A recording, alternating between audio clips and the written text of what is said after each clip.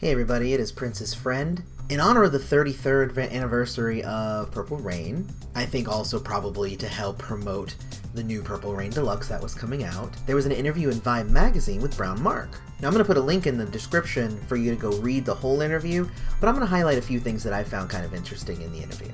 A big one for me is that we learned that Brownmark met Prince while he was a cook at a pancake house, which I find pretty interesting. And apparently when Prince was, trying to piece together a band that eventually became the Revolution, like he had a plan in mind and he was like, I need you to come be this and I need you to come do this. And he landed on Brownmark. He's like, Dez has his own path. I don't think he's gonna fit in. Wendy came in and it was awesome. Lisa, she's gonna stick around because she's amazing, and it just kind of like became this thing. And then he ran into Brownmark and it became a, ooh, you are going to be amazing for this group, come and be in this. When Brownmark was asked if he thought that Purple Rain was going to be as big as it got, it's funny because he says that he thought it was going to flop entirely. He said that, like, when it released, it was like a Rocky Horror Picture Show type thing. It was an immediate cult classic, but then it was amazing to see that even the people who weren't in it for the cult effect were actually still digging it too, so I think that that's pretty cool.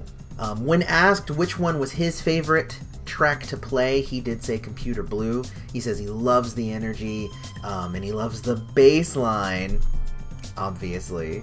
But really he likes that you really hear the Revolution in that track, and I would definitely agree with him. That track screams the Revolution. I think that's one of those songs that couldn't be played with another band. He was also asked what songs elicit the biggest reaction from the crowd at their reunion shows that they've been doing.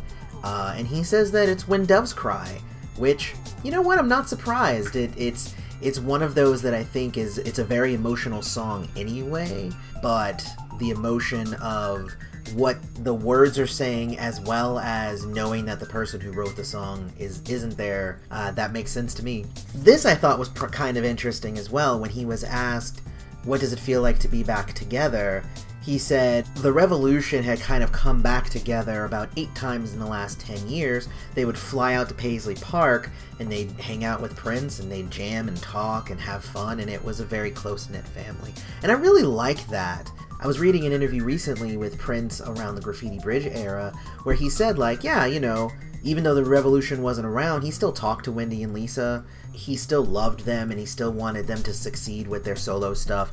The idea that they've kept getting together over and over, I mean, it's completely understandable. I think that, and this is just me personally, I think that Prince may have been reaching back to his past to see, is there potential there? Could we get back together?